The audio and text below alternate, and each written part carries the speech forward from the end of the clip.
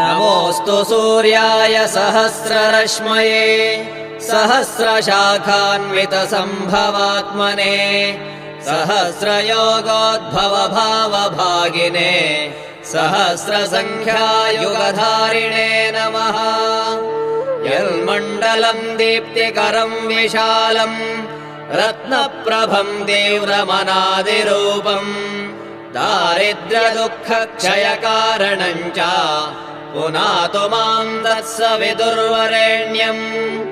यन्मण्डलम् देवगणैः सुपूजितम् विप्रैः स्तुतम् भावनमुक्तिकोविदम् तम् देवदेवम् प्रणमामि सूर्यम् पुनातु माम् तत्सवितुर्वरेण्यम्।